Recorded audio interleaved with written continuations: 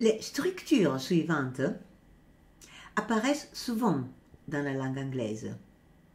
Et c'est très important de faire attention plutôt au temps.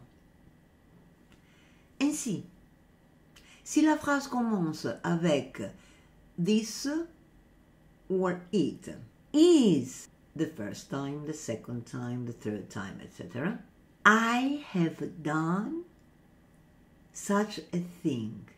C'est-à-dire que le verbe se trouve au present perfect.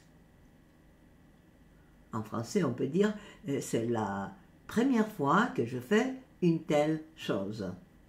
Même si on a this or it comme sujet, was the first, second, third time, etc.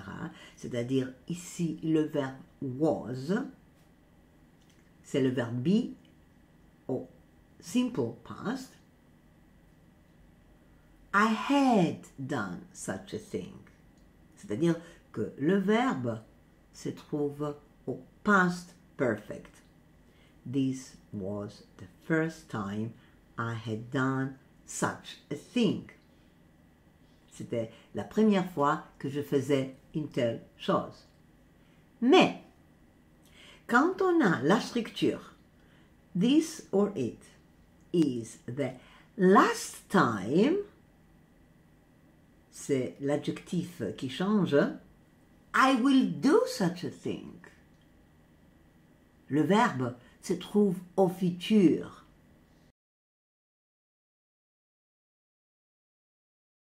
On continue avec les short answers, c'est-à-dire les réponses courtes.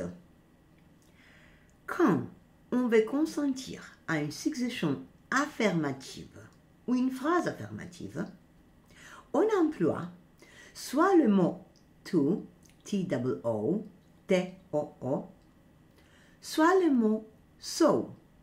Par exemple, I want some orange juice. Je veux des jus d'orange. A. Me too. B. So do I. Et le verbe se trouve au présent comme la succession, c'est-à-dire moi aussi. He went to school this morning. So did she. Le verbe do se trouve au simple past comme la phrase donnée. He went to school this morning. Quand on veut consentir à une succession ou phrase négative, on emploie soit neither, soit nor. Donc, I didn't like the movie, réponse courte, short answer, and me neither, 2. Neither did I, le verbe do se trouve au simple past comme la phrase donnée. 3.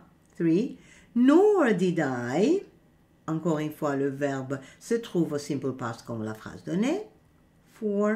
4.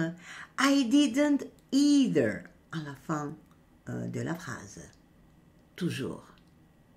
Et vous pouvez bien comprendre qu'on a déjà vu ces mots, c'est-à-dire neither nor either.